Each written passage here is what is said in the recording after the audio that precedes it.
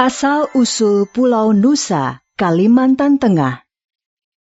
Pada zaman dahulu kala, di sebuah desa pada tepian Sungai Kahayan, tinggallah seorang bernama Nusa. Nusa hidup dengan istri dan seorang adik iparnya. Untuk memenuhi kebutuhan sehari-hari, Nusa dan adik iparnya bercocok tanam di sebuah ladang kecil dekat rumah panggung mereka. Ladang yang subur dan ketekunan mereka dalam bercocok tanam menghasilkan panen yang melimpah. Sayangnya, suatu hari desa tempat tinggal Nusa dilanda kekeringan. Untuk memenuhi kebutuhan selama kekeringan, Nusa dan adik iparnya pergi berburu di Sungai Ruhan, sebuah sungai kecil di dekat Sungai Kahayan.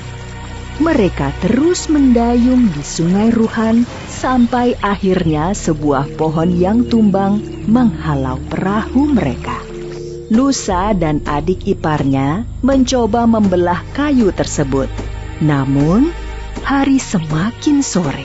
Hari semakin sore dan kita belum mendapatkan hasil buruan. Lanjutkan memotong batang pohon ini. Aku akan masuk ke hutan. Nusa kemudian masuk ke dalam hutan untuk mencari binatang buruan. Tiba-tiba, Nusa melihat sebuah telur yang berwarna putih besar. Sesampainya di rumah, telur ini terlalu besar, Kakanda. Apakah Kakanda tidak khawatir? Bahkan, Kakanda sendiri tidak mengetahui itu telur apa. Telur ini sangat besar. Tidak usah khawatir. Telur ini cukup untuk makan kita bertiga. Lebih baik kita tidak memakan telur ini, Kakanda. Tidak makan hari ini tidak apa-apa. Asalkan kita tidak memakan sesuatu yang tidak jelas asal-usulnya. Jika kalian tidak mau memakan telur ini, biar aku saja yang memakannya. Aku tidak peduli ini telur apa.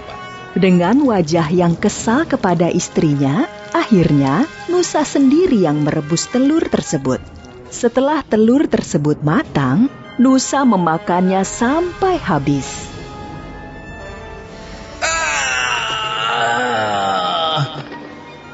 Nusa terlihat panik. Seluruh tubuhnya muncul bercak-bercak merah. Rasanya sakit dan gatal. Istri dan adik ipar Nusa datang membantu menggaruk tubuh Nusa. Bukannya menjadi sembuh, bercak-bercak merah di tubuh Nusa berubah menjadi sisik. Nusa pun akhirnya menyesal telah mengabaikan peringatan istrinya agar tidak memakan telur tersebut. Namun, semuanya telah terlambat. Adik ipar Nusa pun datang bersama warga. Mereka terkejut melihat tubuh Nusa telah dipenuhi sisik dari dada sampai kaki. Karena tubuhnya yang semakin membesar, Nusa kemudian dibawa ke halaman. Tubuhku panas sekali. Tolong masukkan aku ke dalam sungai. Adik ipar dan para warga desa membantu mendorong tubuh Nusa masuk ke dalam Sungai Kahayan yang sedang mengering. Istri Nusa hanya memandanginya dengan tatapan sedih.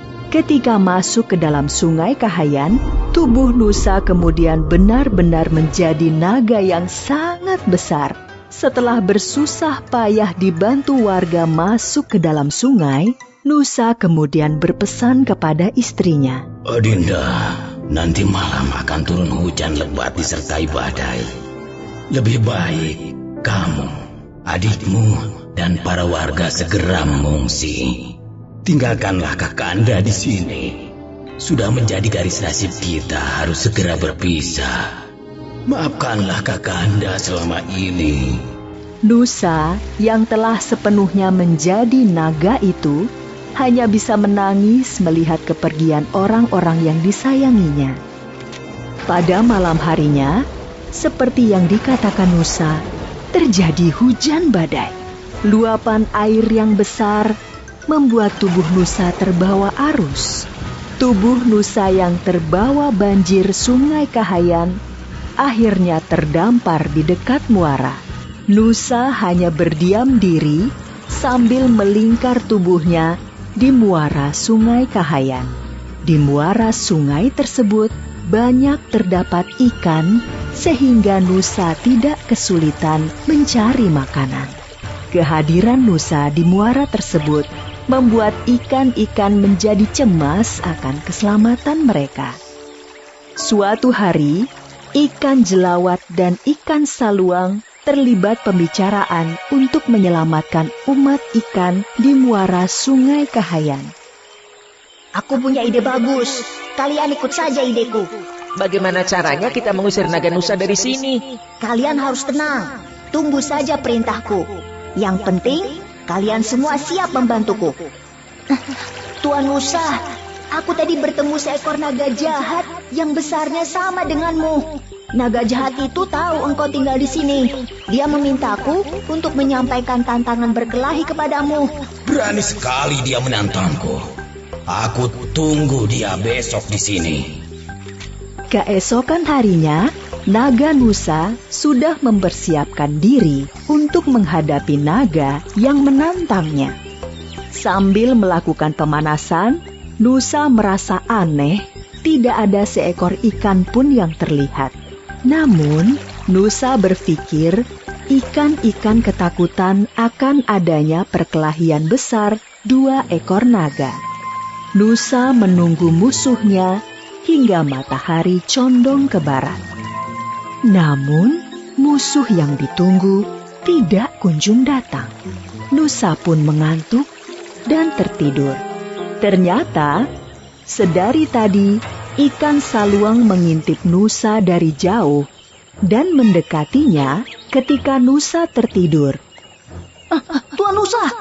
Tuan Nusa, bangun! Musuhmu datang! Nusa terkejut dan menggeliat menoleh ke sana kemari mencari musuhnya. Nusa melihat ekor yang sedang berputar dan tanpa pikir panjang langsung menggigitnya.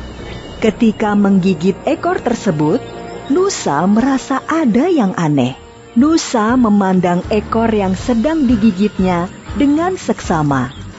Ternyata Nusa menggigit ekornya sendiri.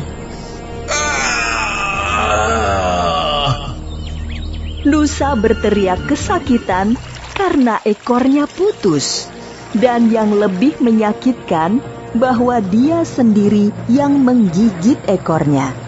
Melihat ekor Nusa yang telah putus, maka ikan saluang segera mengomando ikan-ikan lainnya yang jumlahnya ribuan untuk menyerang ekor Nusa yang terluka. Wahai umat ikan di Muara Kahayan yang selama ini dijajah naga Nusa, saatnya untuk membebaskan diri kalian dari penjajahan ini. Segera serang dan gigit ekor naga Nusa yang terluka. Dengan serentak, ribuan ikan dari berbagai jenis menyerang ekor naga yang terluka. Naga Nusa lari ke sana kemari menyelamatkan ekornya. Naga akhirnya kelelahan dan tidak sanggup lagi untuk lari. Jumlah ikan yang mengerubuti ekornya semakin banyak. Nusa hanya bisa berdiri sambil kelelahan. Nafasnya tersengal-sengal dan dia pun menangis. Nusa akhirnya tidak mampu bertahan. Tubuhnya ambruk dan tidak bergerak lagi. Naga Nusa yang perkasa itu akhirnya mati. Ikan-ikan terus memakan tubuh Nusa hingga hanya menyisakan tulang-tulangnya. Kerangka naga Nusa itu akhirnya ditumbuhi berbagai tanaman, dari semak belukar hingga pepohonan. Akhirnya, lama-kelamaan, kerangka Nusa menjadi sebuah pulau. Pulau tersebut kemudian dikenal dengan nama Pulau Nusa. Letaknya di aliran Sungai Kahayan, Kabupaten Pulang Pisau, Kalimantan Tengah.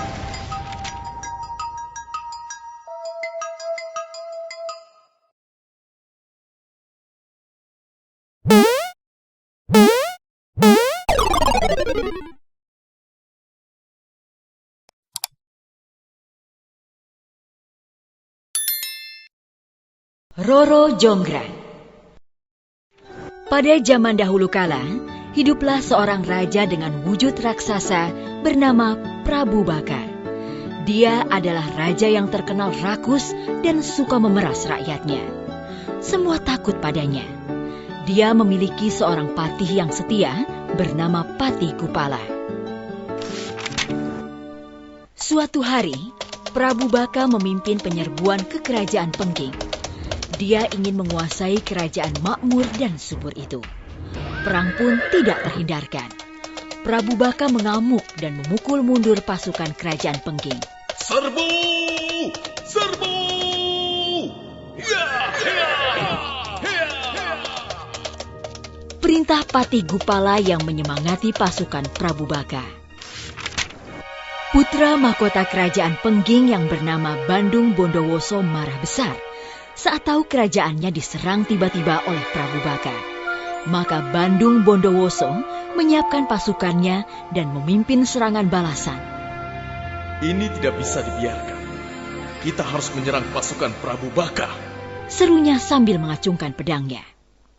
Di tengah pertempuran, Bandung Bondowoso bertemu dengan Prabu Baka. Mereka bertarung dengan ganas, saling menyerang dan saling mengeluarkan jurus andalan mereka. Akhirnya, Bandung Bondowoso berhasil membunuh Prabu Baka. Pasukan Prabu Baka kocar-kacir saat tahu rajanya terbunuh.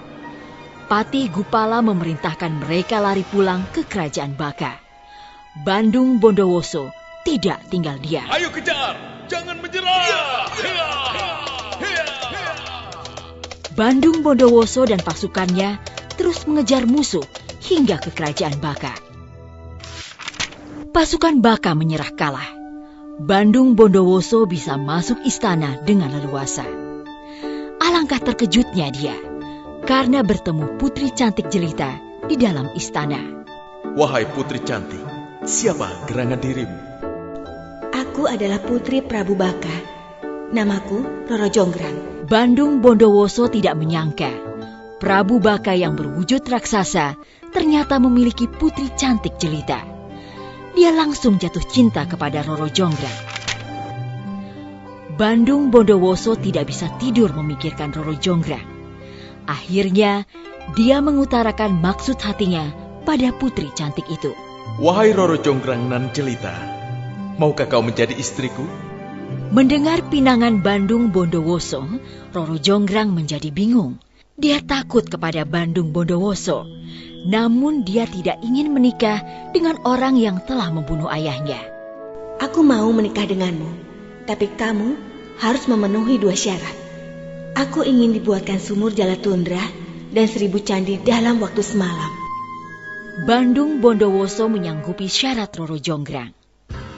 Baiklah, aku sanggup melakukan itu semua. Dan aku bisa menikahimu, wahai putri cantik. Tanpa banyak membuang waktu, Bandung Bondowoso segera menggali tanah untuk membuat sumur Jalatunda yang dalam. Hanya dalam waktu singkat, sumur itu sudah jadi. Roro Jonggrang gelisah dan berusaha memikirkan cara untuk mencelakakan Bandung Bondowoso. Bagaimana, Roro Jonggrang? Apakah sumurnya sesuai dengan keinginanmu? Roro Jonggrang tersenyum, lalu berkata, Bandung Bondowoso, maukah kamu masuk ke dalam untuk memeriksa sumur itu? Baiklah, aku akan memeriksanya. Bandung Bondowoso segera masuk ke dalam sumur.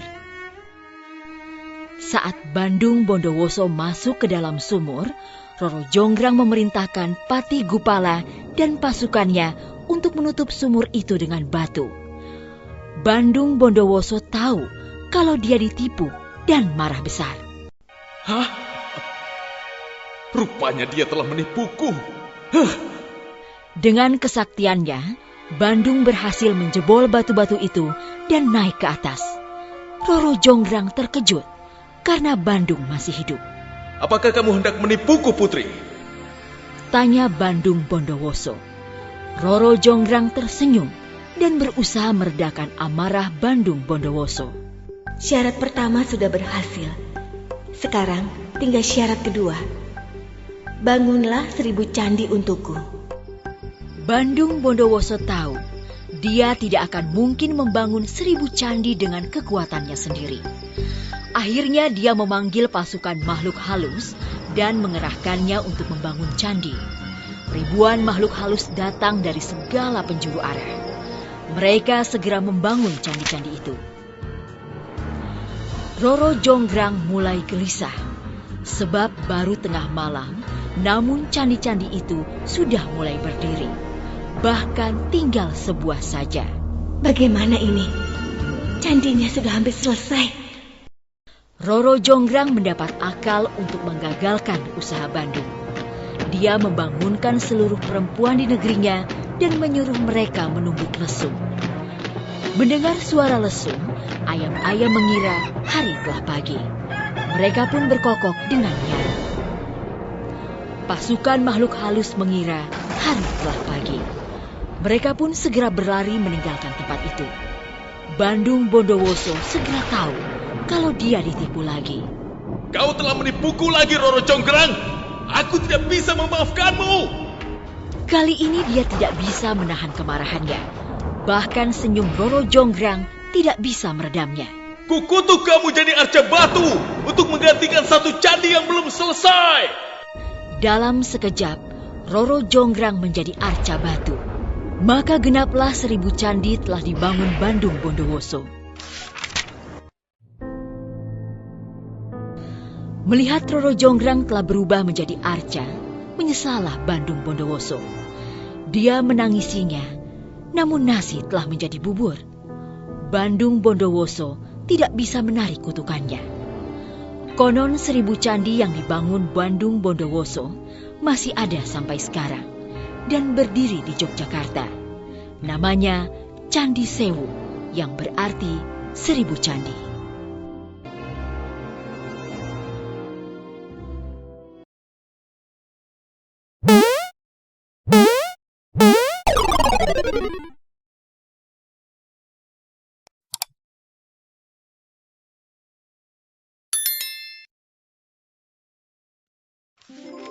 Asal-usul Telaga Warna. Pada zaman dahulu kala, di wilayah Sukabumi terdapat sebuah kerajaan yang bernama Kuta Tanggehan.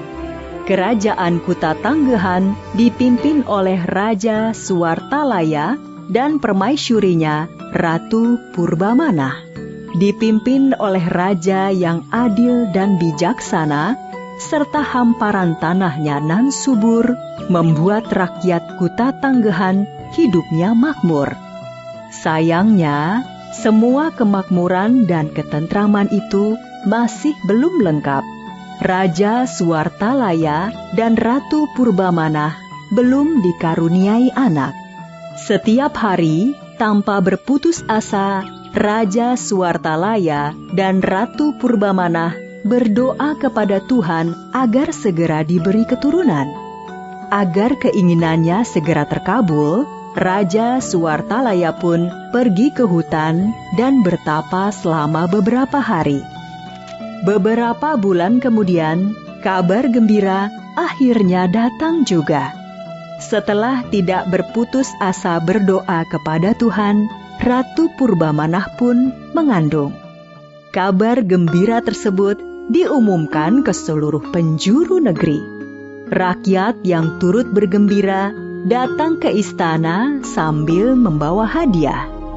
Setelah menunggu selama beberapa bulan, akhirnya Ratu Purbamana melahirkan seorang bayi perempuan yang cantik. Raja Suwartalaya memberi nama bayi tersebut Gilang Rukmini. Rakyat yang mendengar kelahiran tersebut kembali datang ke istana membawa hadiah. Mereka sangat bergembira atas kelahiran putri raja, sehingga membawa hadiah yang lebih banyak. Putri satu-satunya Raja Kuta Tanggehan tersebut tumbuh menjadi gadis dewasa yang cantik. Raja Suwartalaya dan Ratu Purbamana sangat menyayanginya. Bahkan apa saja yang diminta oleh Putri Gilang Rukmini pasti dituruti. Rasa sayang berlebihan membuat Raja dan Ratu Kuta Tanggehan memanjakan Gilang Rukmini. Putri Raja itu pasti akan marah-marah jika keinginannya tidak dipenuhi. Bahkan Gilang Rukmini tidak segan berbicara kasar. Namun, baik raja dan ratu Kuta Tanggehan maupun rakyatnya tetap menyayangi Gilang Rukmini.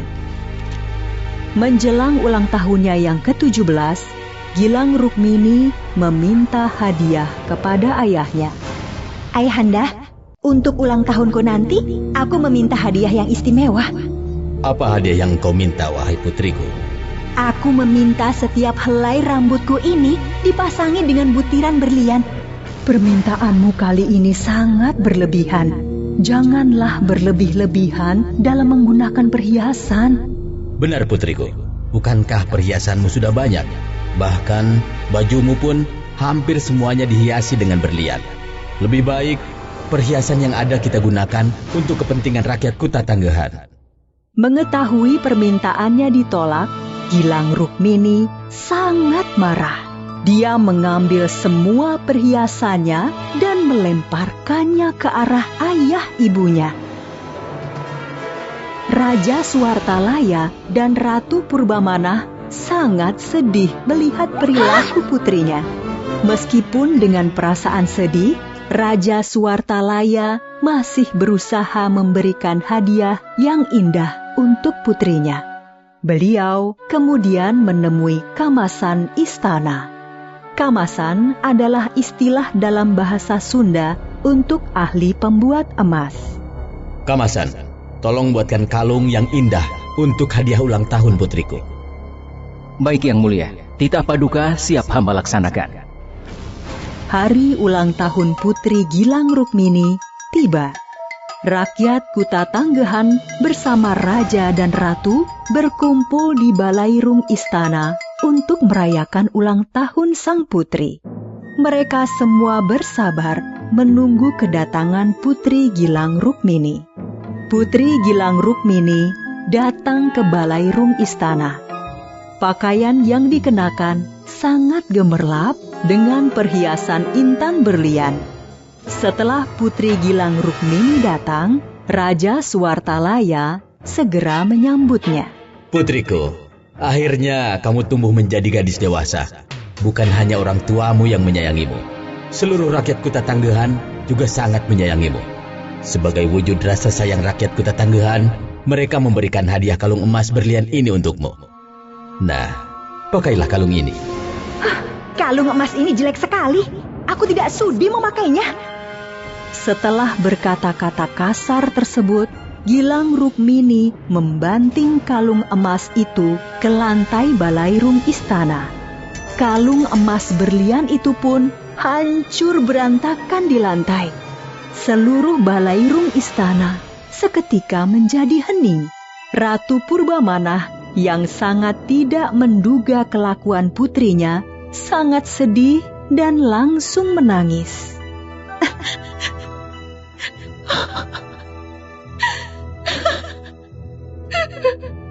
Bukan hanya Ratu Purbamana yang menangis. Seluruh rakyat Kuta Tanggehan ikut menangis sedih melihat kelakuan sang putri. Tangisan tiada henti rakyat Kuta Tanggehan itu pun membuat istana banjir oleh air mata. Istana Kuta Tanggehan pun pelan-pelan tenggelam oleh air mata rakyatnya. Bukan hanya istana, tangisan rakyat Kuta Tanggehan juga menenggelamkan seluruh kerajaan. Seluruh kerajaan Kuta Tanggehan yang tenggelam oleh banjir air mata itu menjadi sebuah telaga. Telaga tersebut sangat indah dan berwarna-warni, terutama jika hari sedang cerah. Warna indah itu dipercaya berasal dari perhiasan Putri Gilang Rukmini yang tersebar di dasar telaga. Sejak itulah, telaga tersebut dikenal dengan nama Telaga Warna.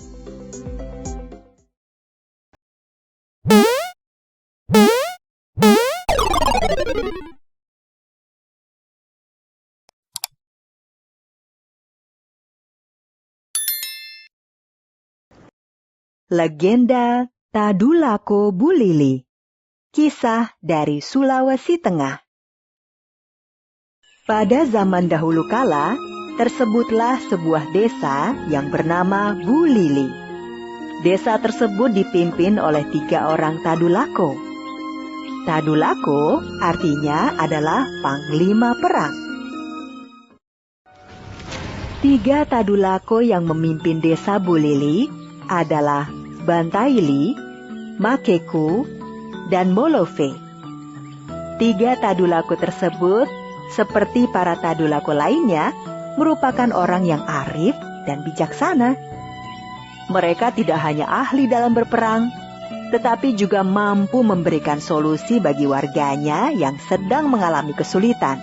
Di desa Bulili tersebut, tinggallah seorang gadis yang sangat jelita.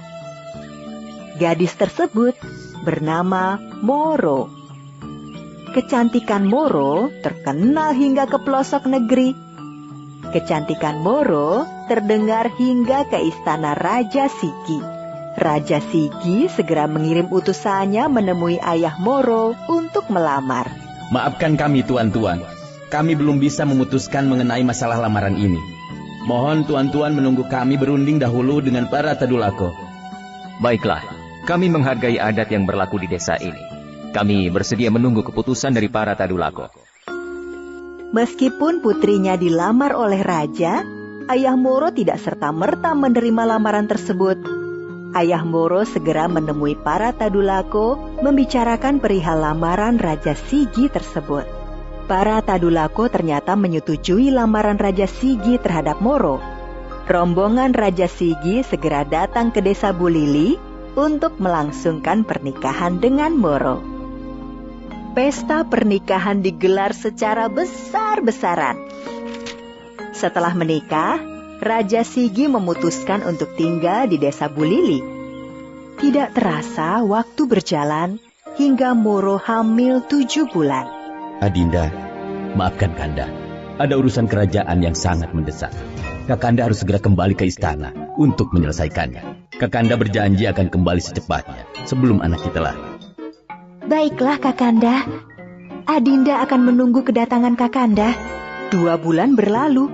Tetapi Raja Sigi tidak kunjung kembali ke Bulili. Usia kandungan Moro semakin besar dan akhirnya lahirlah seorang bayi laki-laki. Melihat Raja Sigi yang tidak kunjung kembali dari istana, ayah Moro pun segera menemui para Tadulako. Para Tadulako memutuskan menemui Raja Sigi. Tadulako Bantaili dan Tadulako Makeku yang mendapatkan tugas tersebut. Tadulako Bantaili dan Makeku segera berangkat ke istana Raja Sigi. Namun, bukannya sambutan ramah yang mereka terima. Hei, kalian berdua, ada apa datang ke sini? Maaf Yang Mulia Raja Sigi. Apa tidak sebaiknya kita berbicara di dalam istana? Tidak perlu. Katakan saja, apa maksud kalian datang ke sini? Maaf Baginda, kedatangan kami ke sini adalah untuk menyampaikan kabar gembira bahwa Permaisuri telah melahirkan bayi laki-laki. Karena itu, kami bermaksud meminta 1 lumbung padi untuk putra Baginda yang baru saja lahir. Mendengar berita baik tersebut, Raja Sigi bukannya gembira, tetapi justru sangat marah. Kalian jangan menipuku. Pasti penduduk Bulili sedang kelaparan sekarang, sehingga kalian meminta lumbung padiku. Baginda, yang kami sampaikan ini adalah benar adanya. Lumbung padi itu adalah untuk putra Baginda sendiri, bukan untuk penduduk kampung Bantai. Raja Sigi sepertinya sedang memikirkan sesuatu. Baiklah, jika kalian menginginkan lumbung padi, ambillah di belakang sana. Itu pun jika kalian mampu membawanya. Tadulako Bantaili dan Makeku sangat marah karena telah diremehkan oleh Raja Sigi. Tanpa bicara, mereka langsung pergi ke belakang istana dan mengangkat lumbung padi yang sangat besar.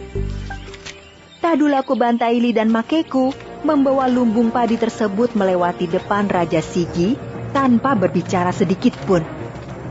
Raja Sigi sangat terkejut dan tidak percaya kedua Tadulako tersebut mampu mengangkat lumbung padi yang sangat besar. Menyadari lumbung padinya dibawa lari, Raja Sigi segera memerintahkan para prajuritnya mengejar kedua Tadulako tersebut. Para prajurit istana segera mengejar kedua Tadulaku tersebut. Tadulaku Bantaili dan Makeku berlari kencang sambil membawa lumbung padi. Para prajurit istana mengejar di belakangnya. Meskipun membawa lumbung padi yang sangat besar, tapi pergerakan kedua Tadulaku tersebut sangat gesit. Para prajurit kesulitan mengejarnya. Para prajurit istana kemudian melepaskan anak panah ke arah kedua Tadulaku tersebut. Anehnya, meskipun ratusan anak panah menyerbu, tapi tak ada satupun yang bisa mengenai kedua Tadulaku tersebut. Hingga akhirnya, sebuah sungai besar berada di depan Tadulaku Bantaili dan kedua Tadulaku tersebut bukannya berhenti, tetapi malah melompati sungai besar itu sambil membawa lumbung padi.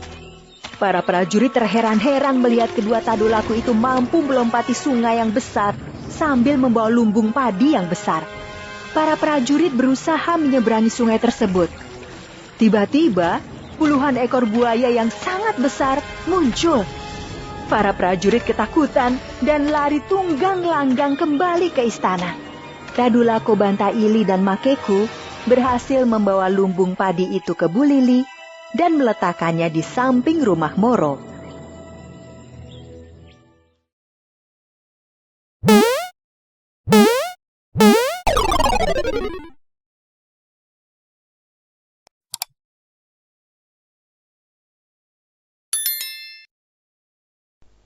Sangkuriang dan Gunung Tangkuban Perahu. Pada zaman dahulu, di sebuah kerajaan makmur bernama Parahyangan, hiduplah seorang putri cantik bernama Dayang Sumbi. Dia suka sekali menenun. Suatu hari Dayang Sumbi menenun di teras istana. Entah kenapa, hari itu dia sedikit pusing dan lemas. Sementara benang pemintalnya berkali-kali jatuh. Dayang Sumbi menjadi malas mengambilnya. Karena jengkel, benang pintalnya jatuh terus, dia pun berkata, "Barang siapa yang mengambil benang pintalan itu untukku, saya bersumpah kalau dia laki-laki akan kuambil sebagai suami." Dayang Sumbi senang karena benang itu sudah berada di dekatnya. Lalu siapa gerangan yang mengambilnya? Hah? Siapa yang telah mengambilkan benang pintal ini untukku? Sepertinya tidak ada orang di sini. Betapa terkejutnya Dayang Sumbi. Karena yang mengambil benang itu adalah si Tumang, anjing kerajaan yang terkenal setia dan sakti. Akulah yang mengambilkan untukmu, Dayang Sumbi. Kamu, Tumang? Berarti kamu akan menjadi suamiku? Bagaimanapun, Dayang Sumbi tidak bisa mencabut sumpahnya. Dia pun menikah dengan Tumang. Hasil pernikahan mereka, Dayang Sumbi melahirkan seorang bayi laki-laki yang berwujud manusia yang diberi nama Sangkuriang. Tumang berpesan kepada Dayang Sumbi supaya tidak mengatakan pada Sangkuriang jika Tumang adalah ayahnya. Dayang Sumbi, tolong jangan katakan kepada anak kita jika aku adalah ayahnya. Baiklah Tumang, aku tidak akan mengatakannya kepada Sangkuriang anak kita. Sangkuriang tumbuh menjadi anak laki-laki yang sehat, lincah dan cerdas. Tumang pun selalu mengikuti Sangkuriang kemana dia pergi, serta mengajarkan kesaktian yang dimilikinya. Ayo Tumang, ayo cepat, kejar aku. Iya Sangkuriang, aku akan mengejarmu.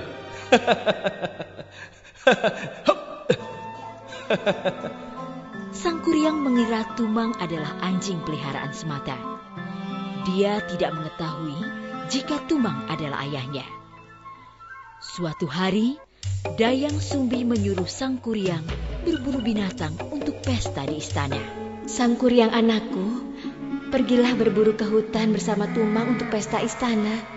Baik Ibunda, Sangkuriang pasti akan mendapatkan hasil buruan yang banyak. Sangkuriang pun pergi ke hutan ditemani Tumang. Sayangnya, sampai hari gelap, dia tidak mendapatkan hasil. Karena jengkel, akhirnya Sangkuriang membunuh Tumang dan menyerahkan dagingnya sebagai hasil buruan untuk pesta istana. Dayang Sumbi tidak mengetahui jika daging itu adalah si Tumang. Dia mengira itu daging hasil buruan. Ibunda, Ini hasil buruan untuk pesta istana nanti. Wah, terima kasih anakku Sangkuriang. Setelah pesta usai, Dayang Sumbi menanyakan keberadaan Tumang yang tidak kelihatan di pesta istana. Anakku Sangkuriang, apa kau melihat Tumang? Sudah aku cari kemana-mana tapi dia tidak ada. Akhirnya Sangkuriang mengakui perbuatannya. Itu ibunda. Aku sudah membunuhnya dan kujadikan hewan buruan kemarin. Apa?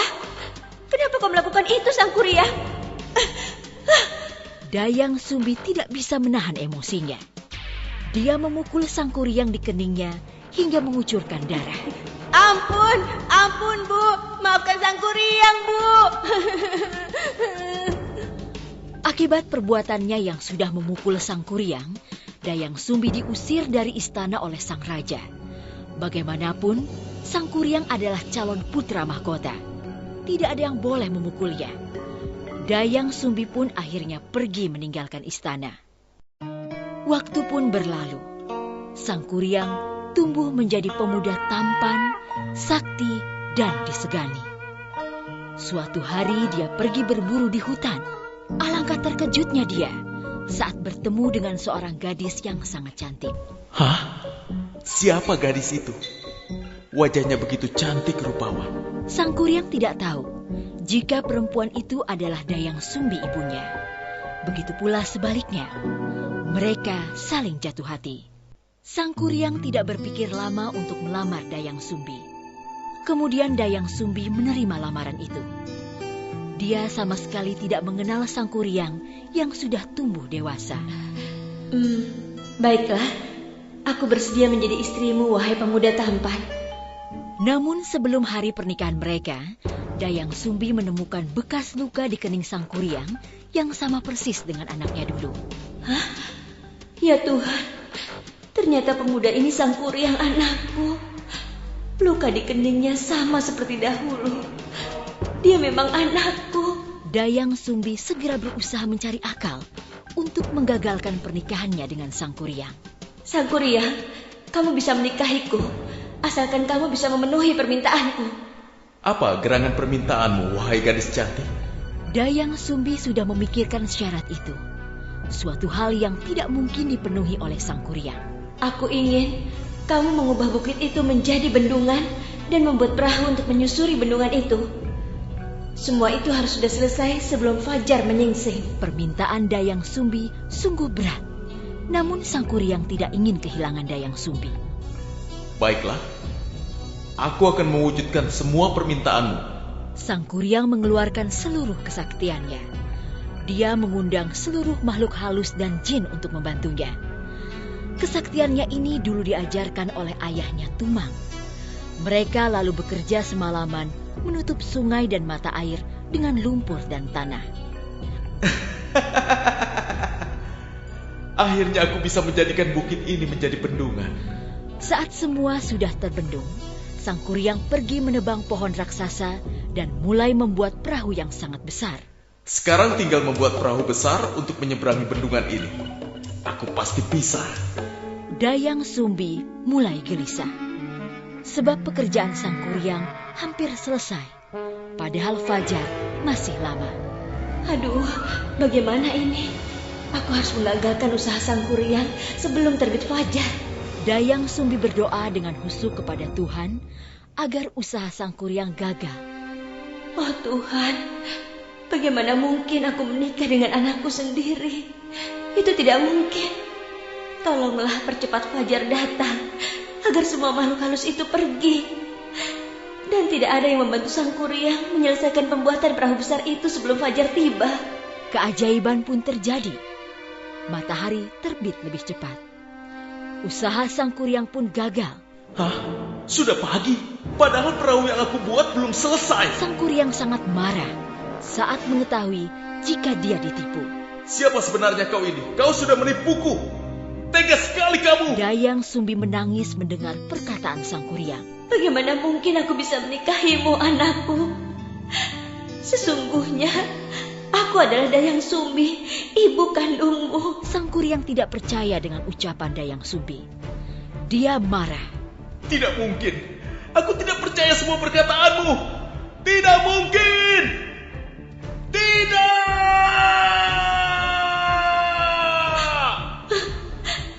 Aku ibumu, Sang Kuryang. Ibu kandungmu. Kemudian Sang Kuryang menendang perahu buatannya hingga terlempar jauh. Perahu itu jatuh dengan posisi terbalik dan berubah menjadi gunung yang hingga sekarang dikenal dengan sebutan Gunung Tangkuban Perahu.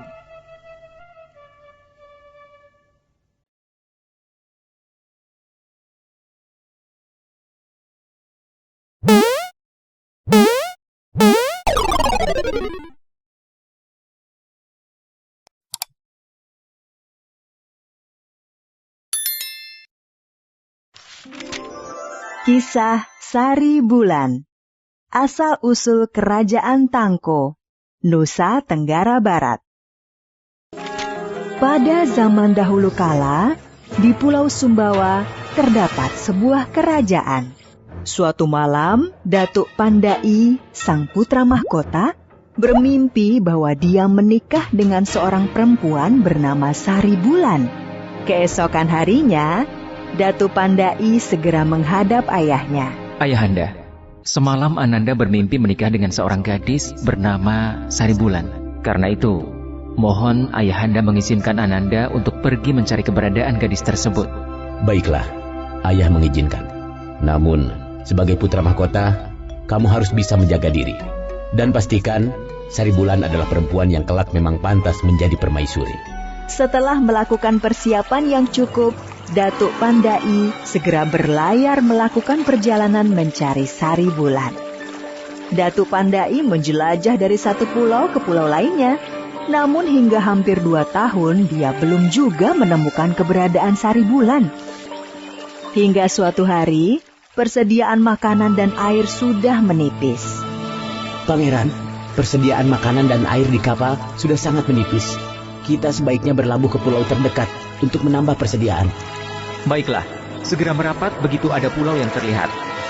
Mereka pun menemukan sebuah pulau kecil. Mereka segera turun dari kapal untuk mencari persediaan makanan dan air. Ketika sampai di sebuah sungai kecil, Datuk Pandai terkejut melihat seorang gadis yang sedang mengambil air. Gadis tersebut sama persis seperti yang dilihat dalam mimpinya. Datuk Pandai segera mendekati gadis tersebut. Adinda, maafkan jika aku mengejutkanmu. Kalau boleh tahu, apakah namamu Sari Bulan? Iya, benar. Siapakah tuan ini? Dari mana tuan tahu nama saya? Di mana rumahmu? Tolong antarkan aku untuk bertemu ayahmu. Sari Bulan yang masih kebingungan segera mengantar Datuk Pandai menemui ayahnya. Maafkan atas kedatangan saya yang tiba-tiba ini, Paman. Perkenalkan, nama saya Datuk Pandai. Datuk Pandai segera menceritakan mimpinya dan perjalanannya yang jauh untuk menemukan Sari Bulan. Mungkin ini yang disebut bahwa jodoh terikat dengan takdir. Tentu saja, saya mengizinkan Sari Bulan menikah dengan pangeran. Hanya saja, putri saya bukan dari kalangan bangsawan. Apakah pangeran bisa memperlakukan putri saya dengan baik? Pamanda, pernikahan tidak melihat bangsawan atau rakyat jelata. Semua manusia sama di sisi Tuhan. Sari Bulan akan menjadi permaisuri kerajaan setelah menikah dengan saya. Ayah Sari Bulan sangat bahagia mendengar jawaban Datuk Pandai. Dia pun segera merestui pernikahan putrinya dengan Datuk Pandai. Datuk Pandai dan Sari Bulan pun segera menikah. Pesta pernikahan digelar secara besar-besaran selama 7 hari 7 malam. Ketika Sari Bulan sudah hamil 7 bulan, Datuk Pandai meminta izin kepada ayah mertuanya untuk kembali ke istana bersama Sari Bulan. Ayahanda, tidak lama lagi Ananda akan dinobatkan sebagai raja. Untuk itu, Ananda meminta izin untuk kembali ke istana bersama Sari Bulan. Baiklah, Ananda Datuk Pandai. Tolong jagalah baik-baik Sari Bulan yang sedang hamil tua. Dan pesanku, selama dalam perjalanan, janganlah singgah di Pulau Dewa. Di sana banyak setan yang bisa mencelakaimu. Saribulan dan Datuk Pandai segera berlayar kembali menuju istana. Dalam perjalanan, tiba-tiba Saribulan ingin makan daging rusa. Kakanda, tiba-tiba aku ingin makan daging rusa. Bisakah Kakanda mencarikan daging rusa? Datuk Pandai pun segera menuju pulau terdekat dan membawa para pengawalnya berburu rusa. Sedangkan Saribulan ditinggal sendirian di dalam kapal. Datuk Pandai tidak menyadari bahwa pulau tersebut adalah pulau dewa. Meninggalkan Saribulan sendirian di kapal adalah kekeliruan besar yang telah diperbuatnya. Sesosok iblis yang bernama Kunti mendatangi kapal dan melemparkan Saribulan ke dalam laut. Kunti mengetahui bahwa Datuk Pandai putra mahkota. Dia berharap bisa menjadi permaisuri. Setelah melemparkan Saribulan ke laut, Kunti segera memakai baju dan perhiasan milik Saribulan. Datuk Pandai yang kembali ke kapal terkejut melihat keadaan kapal yang porak-poranda. Dia juga semakin terkejut ketika melihat sosok perempuan berwajah buruk tetapi memakai pakaian milik Saribulan. Datuk Pandai pun sadar dia telah datang ke Pulau Dewa. Dia mengira bahwa Saribulan telah dikutuk menjadi perempuan berwajah buruk dan kehilangan bayinya. Setibanya kembali ke istana, Datuk Pandai segera dinobatkan sebagai raja. Sedangkan Kunti yang dikira Saribulan pun menjadi permaisuri. Namun, sikap Kunti sangat gila hormat dan sombong. Datuk Pandai hanya mengira sifat tersebut akibat kutukan dari Pulau Dewa. Sedangkan Saribulan, bagaimanakah nasibnya? Sementara itu, Saribulan ternyata tidak tenggelam ketika dilemparkan ke laut oleh Kunti. Seekor kepiting raksasa menolong Saribulan dan mengantarkannya ke pulau tempat di mana kerajaan Datuk Pandai berada. Nah, aku hanya bisa mengantarkanmu sampai di sini. Terima kasih, kepiting. Sungguh, aku berhutang jasa kepadamu. Aku tidak tahu cara membalasnya. Sudahlah, Saribulan, tidak perlu berterima kasih. Sebagai sesama makhluk Tuhan, kita harus tolong-menolong. Saribulan segera berjalan memasuki pulau tersebut. Dia memasuki hutan dan terus berjalan selama beberapa bulan. Ketika dalam perjalanan di hutan itu, Saribulan pun melahirkan seorang bayi laki-laki. Bayi laki-laki itu pun diberi nama Aipat. Untuk memenuhi kebutuhan sehari-hari, Saribulan berladang di tengah hutan tersebut. Dia juga membuat gubuk sederhana sebagai tempat berteduh. Saribulan tinggal di hutan itu hingga Aipat sudah tumbuh sebagai anak yang lucu. Suatu hari, sepasang suami istri yang sudah tua pergi jauh ke dalam hutan untuk mencari madu. Mereka pun bertemu dengan Saribulan dan Aipat. Siapakah engkau? Kenapa engkau berada di sini? Saribulan hanya menjawab bahwa dia terdampar dari laut dan sudah lama tinggal di hutan itu. Saribulan tidak mengatakan bahwa sebenarnya dia istri dari Datuk Pandai. Dia khawatir Kunti akan mencelakakan Aipat yang masih kecil. Tangko dan istrinya membawa Saribulan beserta Aipat ke rumahnya. Mereka yang tidak memiliki anak menganggap Saribulan sebagai anaknya dan Aipat sebagai cucunya. Saribulan yang merasa berhutang budi kepada Tangko dan istrinya pun bekerja giat membantu pekerjaan rumah. Tidak terasa, sudah bertahun-tahun lamanya, Saribulan dan Aipat menjadi bagian dari keluarga Tangko. Aipat pun sudah tumbuh menjadi remaja yang sehat dan kuat. Aipat sangat menggemari berburu di hutan dengan naik kuda. Hampir setiap hari Aipat pergi berburu ke hutan dengan kuda kesayangannya. Suatu hari, Datuk Pandai mengadakan lomba pacuan kuda. Siapa saja diperbolehkan ikut. Hadiah bagi pemenangnya tidak tanggung-tanggung, yaitu mahkota kerajaan. Bagi peserta yang bisa menang, termasuk mengalahkan Datuk Pandai, akan diangkat menjadi raja. Aipat yang mendengar perlombaan tersebut pun tidak ketinggalan ikut serta. Sebelum berangkat, Aipat memohon restu kepada ibunya. Kalau kita memenangkan lomba ini, maka aku akan menjadi raja. Dan setiap hari akan ada rumput segar kualitas terbaik untukmu. Aipat yang setiap hari berburu dengan kudanya pun dengan mudah mengalahkan para peserta lomba. Kuda Aipat berlari paling kencang dan meninggalkan lawan-lawannya jauh di belakang. Setelah berhasil mengalahkan para peserta lomba, Aipat pun harus melawan Datuk Pandai. Anak muda, jika kamu bisa mengalahkanku, maka besok aku nobatkan kamu sebagai penggantiku. Tidak seperti peserta lainnya, ternyata kuda Datuk Pandai sangat kencang berlari. Aipat terus memacu kudanya dengan sangat kencang. Dengan susah payah, kuda Aipat pun berhasil menyalip kuda milik Datuk Pandai menjelang garis finish. Anak muda, siapa namamu? Nama hamba Aipat yang mulia. Besok pagi datanglah ke istana.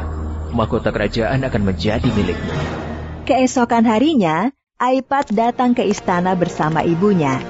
Datuk Pandai sangat terkejut melihat Saribulan. Saribulan, kaukah itu? Jadi, siapa sebenarnya permaisuriku selama ini? Dan Aipat, apakah dia anakku? Saribulan menceritakan semua peristiwa yang dialaminya dari diserang oleh Kunti, diselamatkan oleh kerang raksasa, dan ditolong oleh Tangko dan istrinya. Datuk Pandai merasa sangat marah kepada Kunti. Dia memerintahkan para pengawalnya menangkap Kunti dan memasukkannya ke penjara. Datuk Pandai sangat bahagia bahwa tahta kerajaan dilanjutkan oleh anaknya sendiri. Dia dan Saribulan pun akhirnya kembali hidup bersama. Datuk Pandai juga tidak melupakan jasa Tangko dan istrinya. Sebagai ucapan terima kasih, Datuk Pandai mengubah nama kerajaannya menjadi Kerajaan Tangko. Tanjung Menangis, Halmahera. Pada sebuah masa, seorang raja besar di Halmahera menutup usia. Sang raja meninggalkan istrinya yang bernama Baginda Ratu. Putra pertama yang bernama Baginda Arif, putra kedua Baginda Binaut, dan seorang putri bernama Baginda Nuri. Bagaimanapun caranya, aku harus menjadi raja menggantikan ayahanda. Baginda Binaut sangat berambisi untuk memperoleh kekuasaan sehingga melupakan hubungan persaudaraan dengan keluarganya.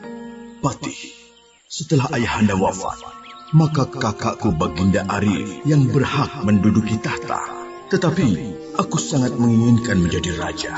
Apakah kamu mau membantuku, Patih?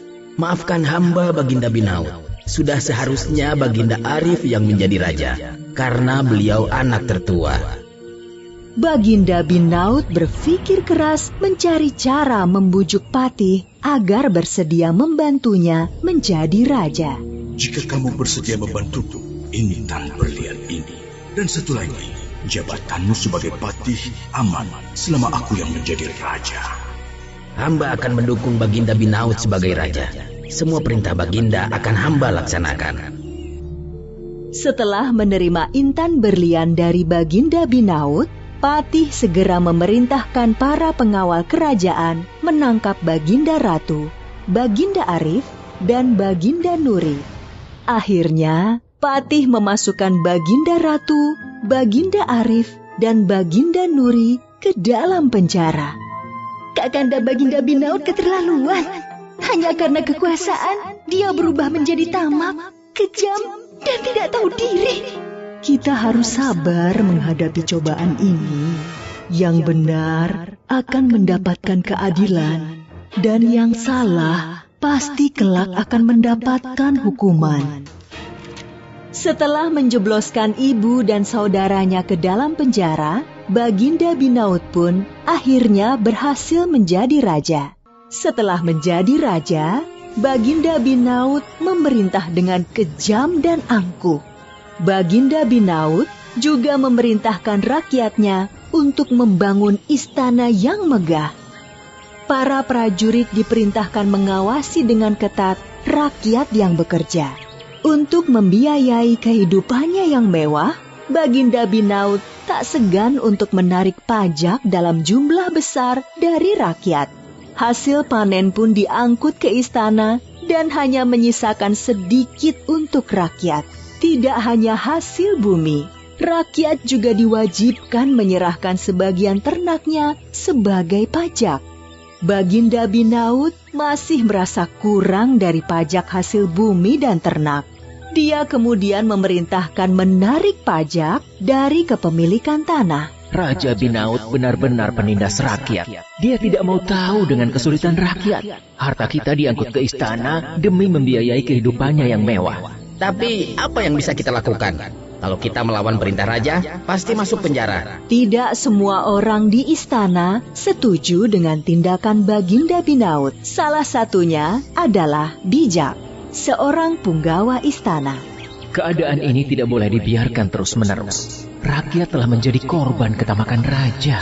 Aku harus berbuat sesuatu. Akhirnya, Bijak memutuskan keluar dari istana untuk melakukan pemberontakan. Bijak dan prajurit pendukungnya menyerang penjara tempat keluarga kerajaan ditahan. Meskipun dijaga dengan sangat ketat oleh banyak prajurit, Bijak dan pasukannya berhasil membebaskan keluarga kerajaan. Setelah berhasil membebaskan keluarga istana dari penjara, Bijak kemudian membawa keluarga istana ke sebuah tempat yang aman di hutan. Kami ucapkan terima kasih yang sebesar-besarnya, Bijak. Syukurlah, masih ada orang di istana yang masih peduli dengan keadaan kerajaan kita. Yang mulia Baginda Ratu, sekarang kita memiliki pasukan yang cukup kuat untuk menyerang istana. Mohon izinkanlah hamba memimpin pasukan menyerbu istana sekarang juga. Jangan lakukan itu, Bijak.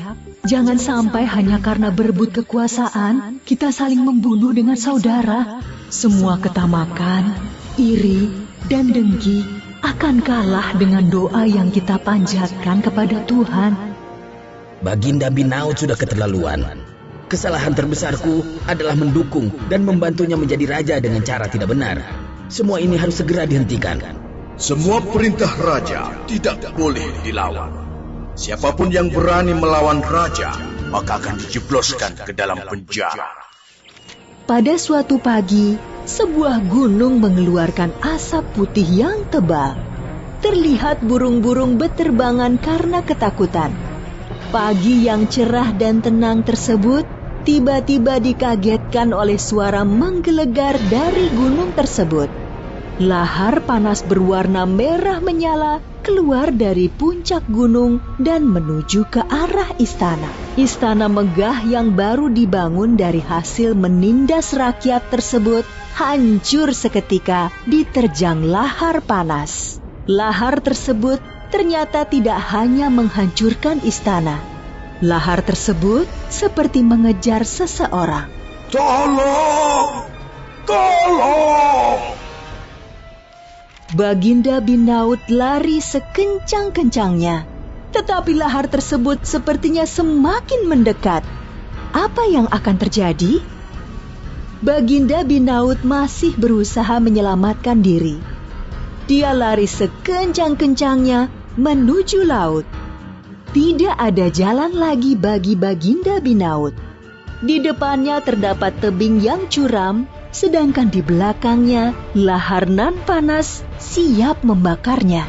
Aduh, tolong! Panas! Panas! Di Tanjung tempat Baginda Binaut meninggal, sering terdengar suara menangis. Oleh karena itu, tempat tersebut akhirnya dikenal dengan nama Tanjung Menangis.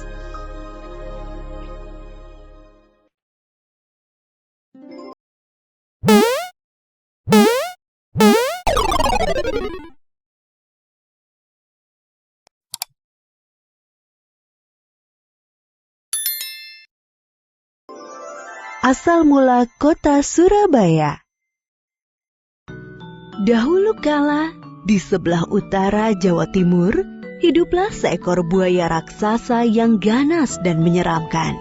Dia adalah penguasa sungai dan menjadi pemangsa yang sangat ditakuti oleh semua binatang di hutan sepanjang tepian sungai. Nama buaya itu adalah Baya. Dia sangat pandai berburu, sehingga membuat takut semua binatang di hutan. Sungai yang didiami Baya itu bermuara pada laut yang luas. Di laut itu tinggallah seekor hiu ganas bernama Sura. Dialah penguasa laut yang ditakuti semua ikan. Akan tetapi, Sura merasa bosan hanya makan ikan setiap hari. Dia penasaran dengan sungai yang bermuara di lautnya. Suatu hari, dia jalan-jalan ke sungai itu. Di tepi sungai, ada seekor anak kijang yang sedang minum air sungai. Sura merasa lapar. Diam-diam, dia berenang ke tepian dan melompat keluar menubruk anak kijang itu. Sura gembira mendapat santapan yang lezat. Setelah makan anak kijang, Sura menjadi ketagihan. Keesokan harinya, ia berburu kembali di sungai itu dan mendapat banyak santapan. Semakin hari, Baya menjadi curiga. Karena semakin hari dia semakin kesulitan mencari mangsa. Dia pun menyelidiki sebabnya. Saat melihat Sura menangkap seekor anak monyet berenang di sungai, Baya marah. Baya menjadi marah. Hai Sura, apa yang kau lakukan di sini? Ini daerah kekuasaanku. Beraninya kamu merebut jatah makanku. Sura tidak takut kepada Baya. Dia pun malah menantang Baya. Hei, terserah aku mau mencari makan di mana. Ini kan bukan daerah kekuasaanmu, jadi semua binatang bebas mencari makanan di sini. Akhirnya, perkelahian pun tak dapat dicegah. Keduanya saling bertarung. Karena sama-sama kuat, pertarungan itu pun sangat lama. Berhari-hari lamanya, semua binatang di hutan terganggu dengan perkelahian itu. Mereka tidak bisa tidur dan tak tenang. Akhirnya, kedua binatang buas itu pun kelelahan. Tak ada yang menang dan tak ada yang kalah. Sebab keduanya sama-sama kuat. Sura, sebaiknya kita sudahi saja perkelahian ini. Aku sudah lelah. Aku juga, Baya. Baiklah, kita sudahi saja pertempuran ini. Sura, mulai sekarang kita batasi saja daerah perburuan kita. Muara itu adalah batasnya. Jangan sampai kamu melanggar batas. Karena kamu akan rasakan sendiri akibatnya. Baiklah, Baya. Aku terima perjanjian ini. Sura pun akhirnya pergi dari sungai itu dan kembali ke laut. Berbulan-bulan lamanya, hutan menjadi tenang kembali. Tak ada perkelahian antara Sura dan Baya. Namun, Sura merasa gelisah. Dia rindu makan daging kijang seperti dulu. Ikan-ikan yang melimpah di laut tak bisa menyembuhkan rasa laparnya. Dia tak mampu menahannya. Diam-diam, dia berenang di muara. Kalau aku mencari mangsa di muara, pasti Baya tidak akan tahu. Dia kan tinggal di dalam sana. Namun sayangnya, tak ada mangsa yang mendekat ke muara. Sura bosan menunggu. Akhirnya, dia berenang masuk ke dalam hutan.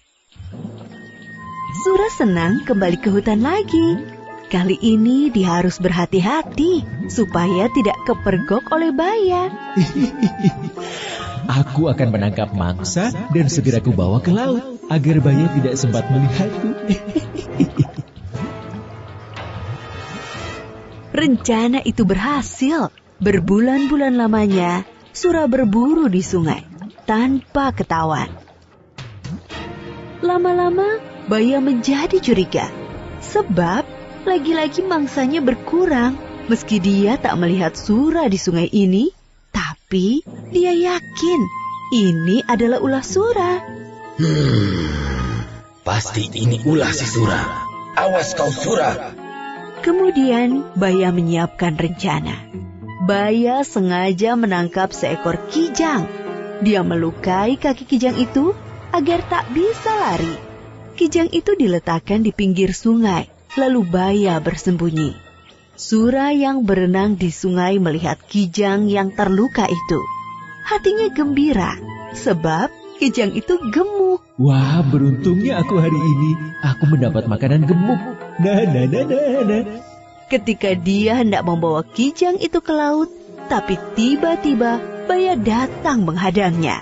Hei, kamu ini memang bandel dan tak tahu malu Sura. Serakah sekali kamu. Bayangkan, ikan-ikan di lautmu melimpah, tapi kamu malah berburu di tempatku. Hei Baya, kalau kau mau, kau bisa saja berburu ikan di laut. Aku tidak melarangmu. Mana doyan aku dengan ikan. Apalagi aku tak tahan dengan air laut. Ya sudah kalau kau tidak mau. Yang penting aku sudah menawarkan kepadamu. Sura dengan enteng menjawab lalu bersiap menyeret kijang itu ke laut. Baya semakin marah lalu menyerang Sura. Hei, mau kamu bawa kemana kijang itu? Ya ke laut lah, akan aku makan di sana. Bawa ke sini kijangnya. Tadi aku yang menangkapnya untuk menjebakmu. Enak saja. Salah sendiri kalau tidak makan kijangnya. Kamu lupa dengan perjanjian kita? Sungai ini adalah daerah kekuasaanku. Di mana ada air, di situ ada aku. Perjanjian kita itu konyol sekali. Ya sudah, kalau begitu perjanjian kita batal. Sekarang, siapa yang kuat berhak atas daerah ini. Akhirnya Baya menyerang Sura. Perkelahian tak bisa dicegah. Kali ini lebih seru. Tak ada yang berani mendekat daerah perkelahian itu.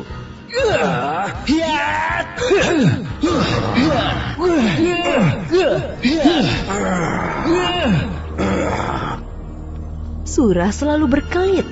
Baya menjadi jengkel. Saat Sura lengah, Baya berhasil menggigit ekornya. Aduh, ekorku! Sura tak mau kalah. Keduanya sama-sama kesakitan dan terluka parah. Namun, Baya tak putus asa melawan. Dia terus menggigit sampai ekor Sura putus. Sura sangat kesakitan. Dia pun lari meninggalkan Baya menuju laut. Sejak saat itu, Sura tak berani mendekati sungai. Apalagi dia sudah tak punya ekor. Dia tak bisa berenang sesigap dulu. Sakit sekali, aduh. Untuk mengenang perkelahian yang dahsyat itu, maka daerah tempat kedua hewan itu berkelahi disebut Surabaya.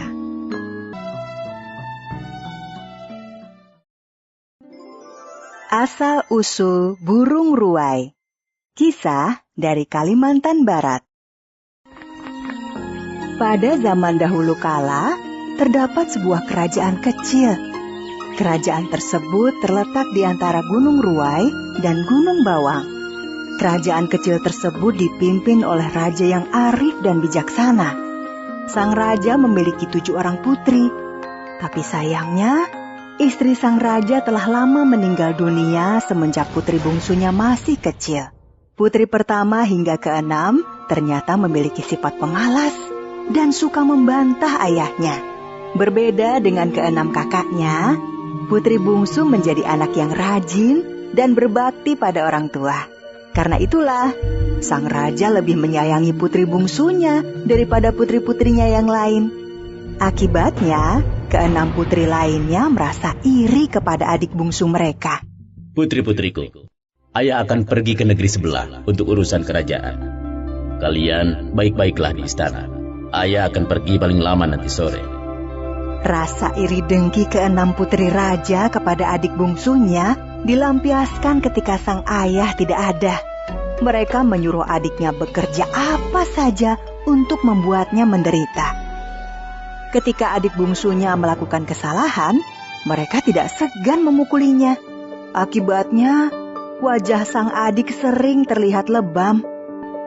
Ketika sang raja pulang, Dia terkejut melihat wajah putri bungsunya lebam.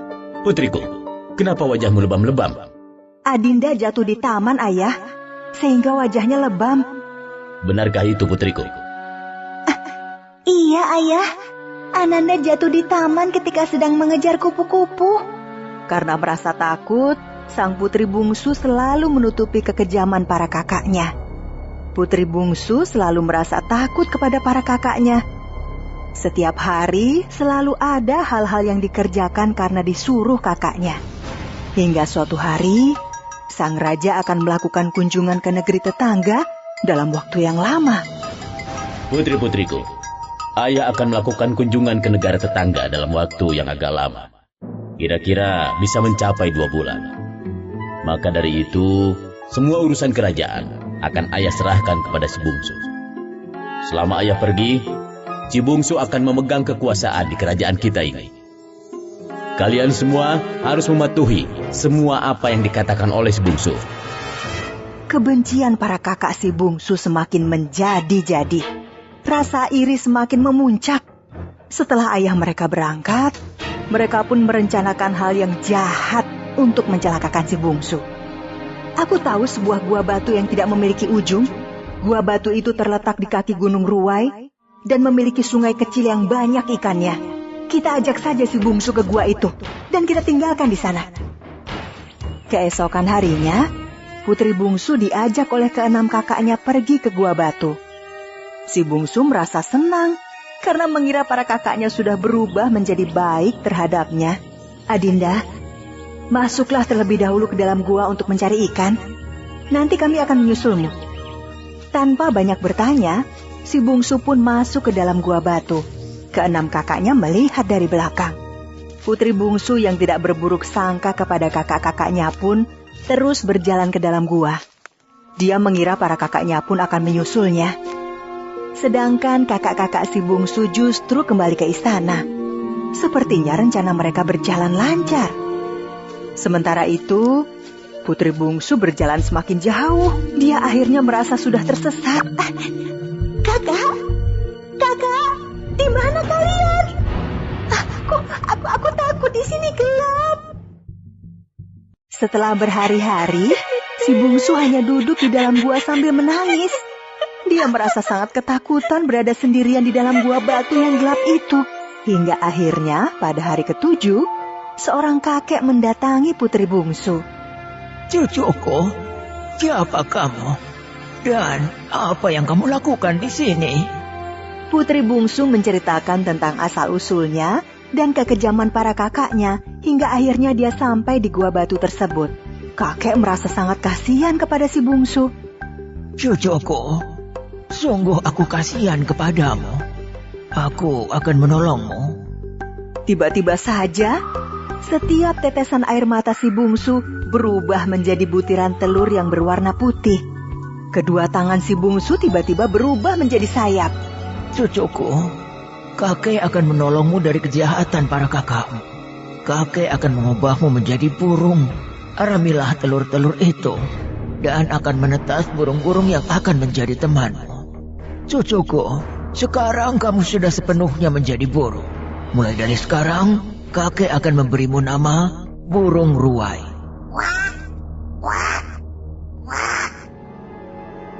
Setelah mengubah putri bungsu menjadi burung, sang kakek segera menghilang.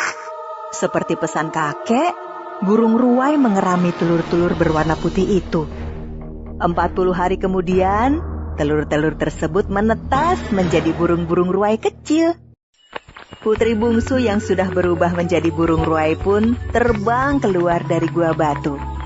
Bersama teman-temannya yang baru saja menetas, burung ruwai terbang menuju istana. Burung-burung ruwai bertengger di atas pohon. Mereka menyaksikan sang raja menghukum keenam putrinya karena telah membuang si bungsu.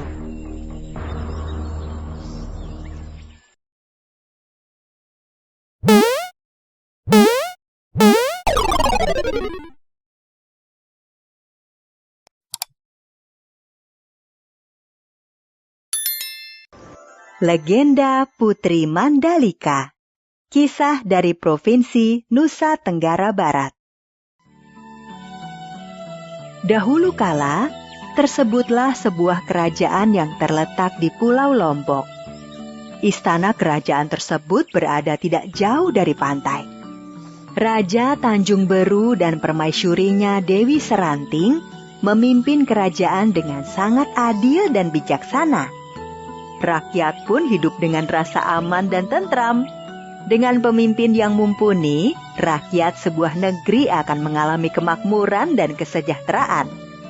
Kebahagiaan rakyat dan keluarga istana semakin bertambah setelah permaisuri melahirkan seorang bayi perempuan, Putri Mandalika, nama yang diberikan oleh Raja Tanjung Beru kepada putrinya. Hingga akhirnya Putri Mandalika tumbuh dewasa.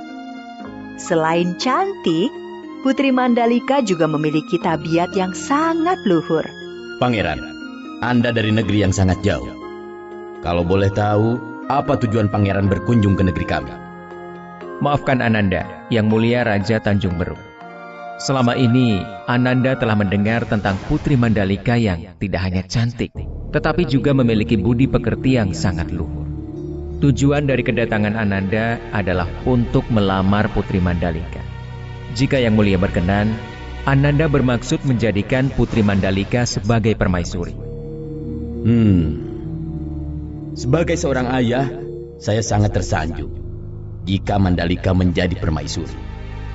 Namun, untuk masalah ini, biarlah saya berbicara dengan Mandalika dan ibunya.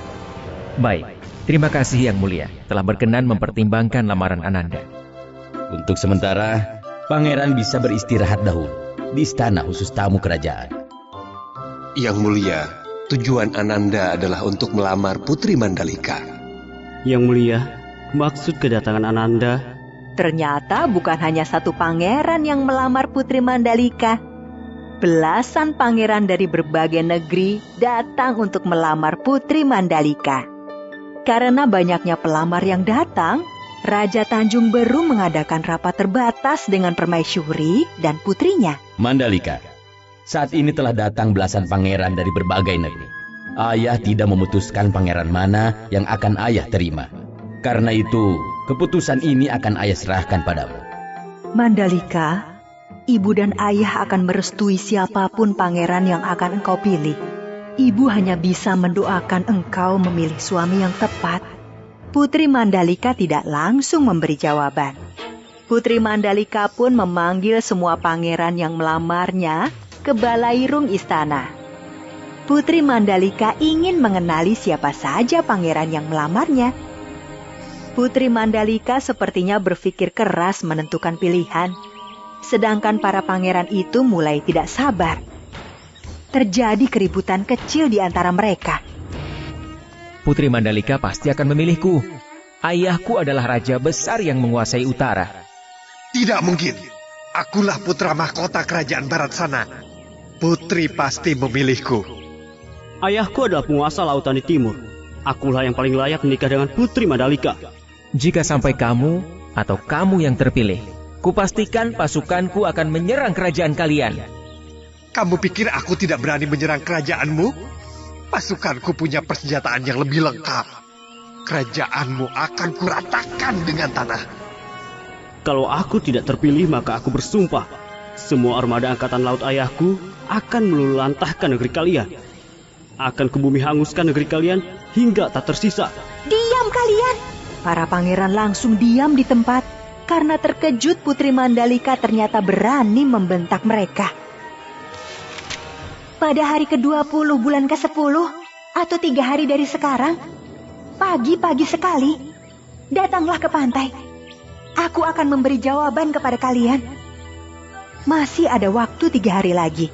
Putri Mandalika menunda jawaban dan pergi ke pantai. Putri Mandalika sepertinya tidak ingin gegabah mengambil keputusan.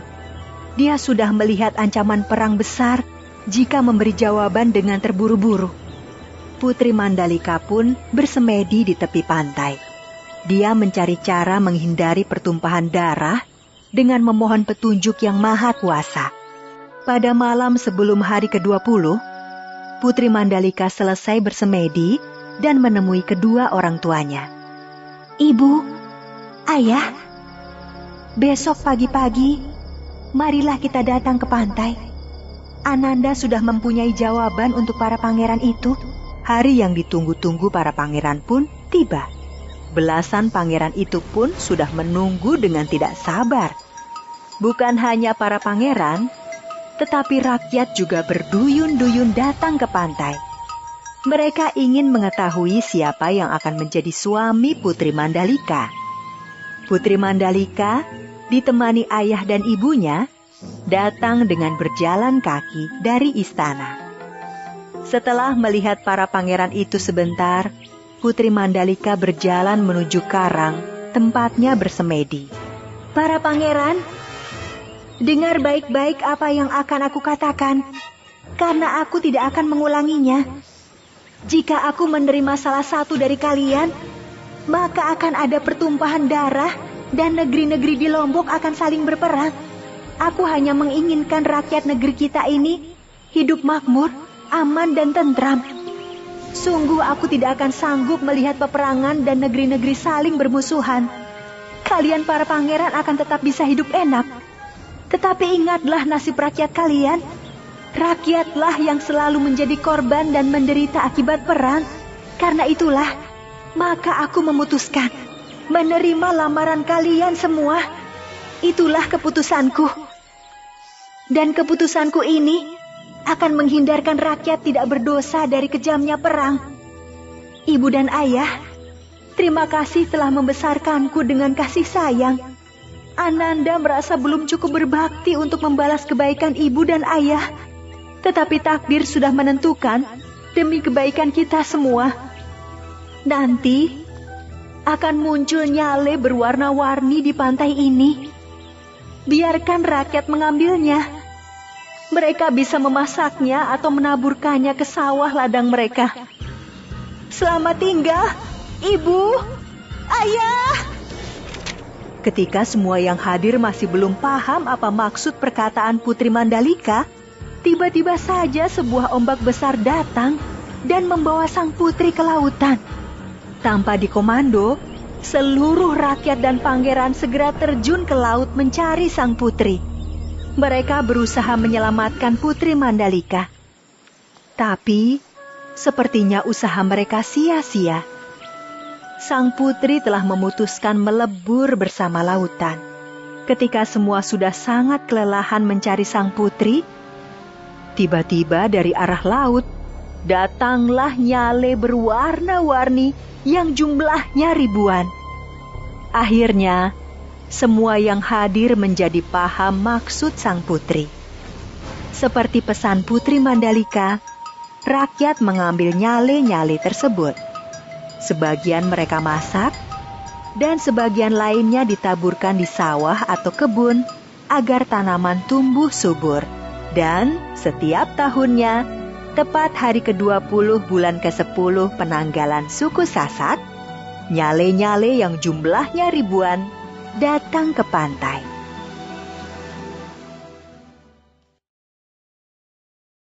Asal-usul Pulau Nusa, Kalimantan Tengah.